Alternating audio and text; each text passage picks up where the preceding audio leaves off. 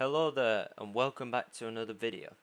Today I'm going to be doing the second part of the Docker series. There will be one last video after this, but today we're going to be going through the networks in Docker. So we're using Portainer. If you haven't seen the last video, please go and check that out first. It is in a playlist, so you should be able to find it really easily. But that shows how to install Docker and how to install Portainer, which is obviously the management interface web UI for Docker.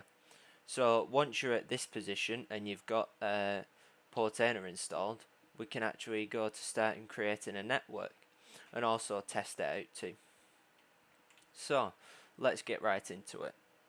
So you can see I'm on Portainer, and you can see at the side there's a networks tab.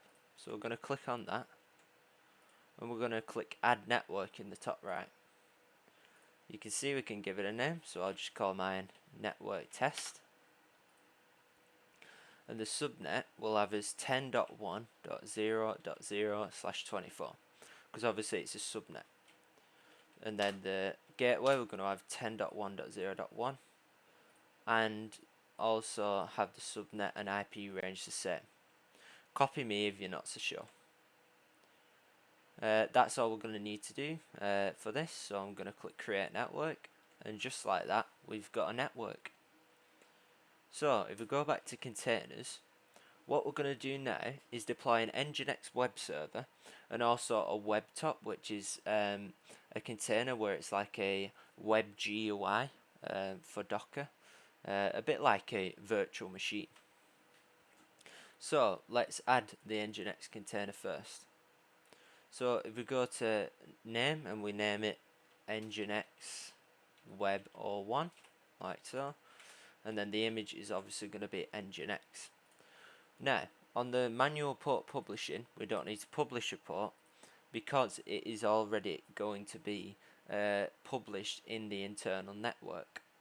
So you think when you're in your house, in your home network, you don't need to port forward any ports to access them. So it's a bit like a firewall in a theory. So let's go down to advanced container settings, and we're going to click network.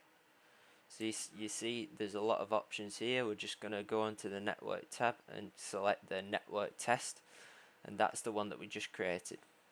So the host name, I'm going to do test Nginx as the host name, and that's all we're going to need to do.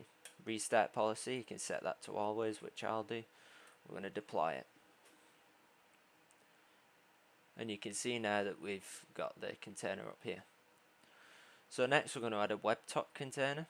So if I name it WebTop and give it the image, so it's Linux server /WebTop, then I'm using the Ubuntu KDE tag. So a tag is basically like if you have an IP address, you're going to have a port at the end. For example, Portainer is your IP and then .9443. It's things like that. Now we're going to actually need to publish a port here, 3000, and then I'm going to put that to 3005 because obviously we want to access it on our home network. So we're going to again go to the network tab.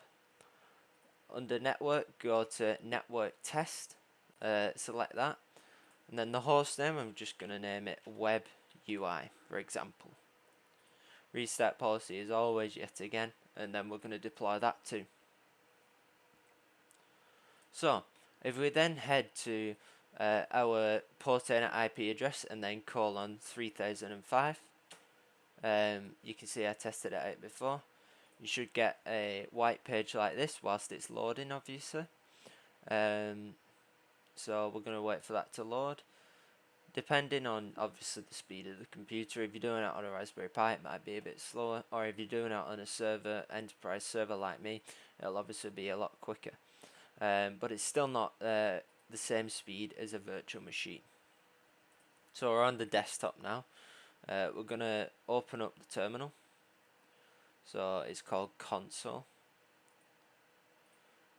and as you can see, it's basically like a Linux distro. So if we do apt-get update, oh, you need to do sudo still, even though you'd think it would work, but we're doing apt-get update now, and we're going to install something called Nmap, which is used for port scanning and vulnerability scanning, but today we're just going to be using it for checking what IP the server is and what ports it has open, the web server I mean. So the command is sudo apt-get install nmap, and then we're going to put -y, and then it's going to install that. Obviously it's not a big package, so it shouldn't take that long, but once it's installed, we'll have a look at what we have on the subnet. Now, this next command I'm doing off the top of my head, so it's sudo nmap -s and then capital P space and then the subnet, so 10.1.0.0/24. Remember we set that before. We'll press enter and let it scan. You can see it's found 3. So it's found our machine, the WebUI one that we named WebUI. It's found that Docker container that I said here, and it's found the router, which the YT Docker is the actual main machine. So we're gonna go and have a look. You can see it's 10.1.0.2. So if we do sudo nmap 10.1.0.2, as you can see, port 80 is open. So you open up the web browser in the container, you can actually see that if we type in that IP address, we should get the Nginx prompt, the welcome to Nginx. So it's 10.1.0.2. Press enter. As you can see, welcome to Nginx.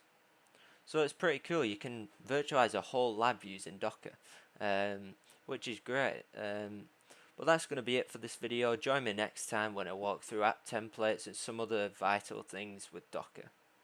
Thanks ever so much for watching. Goodbye.